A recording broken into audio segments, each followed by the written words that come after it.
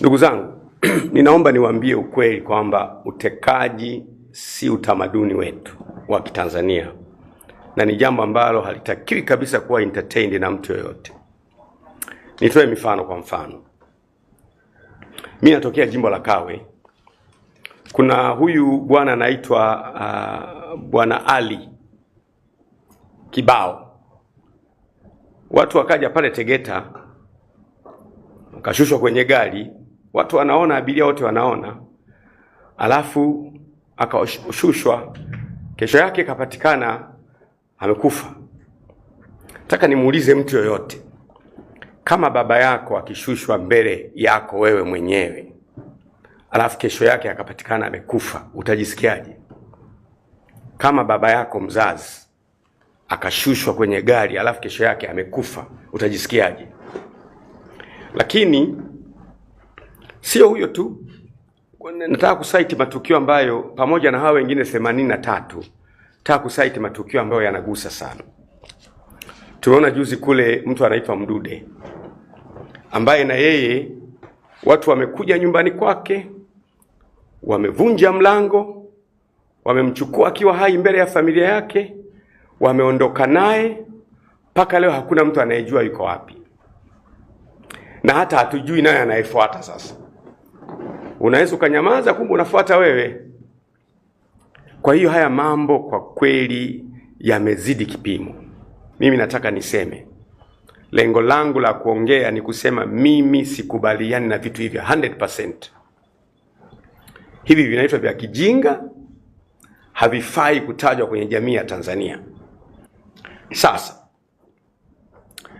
nataka nishauri ufumbuzi wake. Si kweli, na nasema tena si kweli, kwamba vyombo vyetu pia havina habari kabisa na kinachoendelea. Hiyo si kweli. Si kweli. Mimi nashauri mambo yafuatayo, kwamba wakuu wa vyombo ili wafanye kazi zao kwa umahiri, wanatakiwa wasiondolewe kwenye kazi zao kwa mapenzi ya mwanasiasa aliyewaweka, ili wawe na uwezo wa kukataa baadhi ya mambo anayowaambia ikiwa wanalinda maslahi ya nchi. Kwanza hiyo. Jambo la pili, vijana wetu wanajeshi, kwa maana ya vijana wetu wa idara ya usalama wa taifa na vijana wetu polisi, magereza na jeshi la wananchi, maslahi yao, kwamba hawa vijana walipwe vizuri.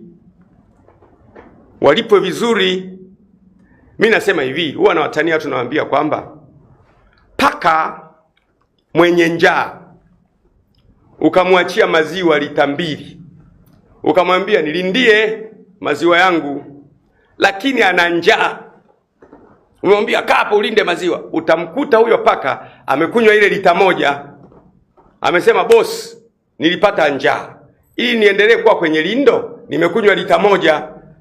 Na sio kwamba huyu paka hana maadili, ana njaa.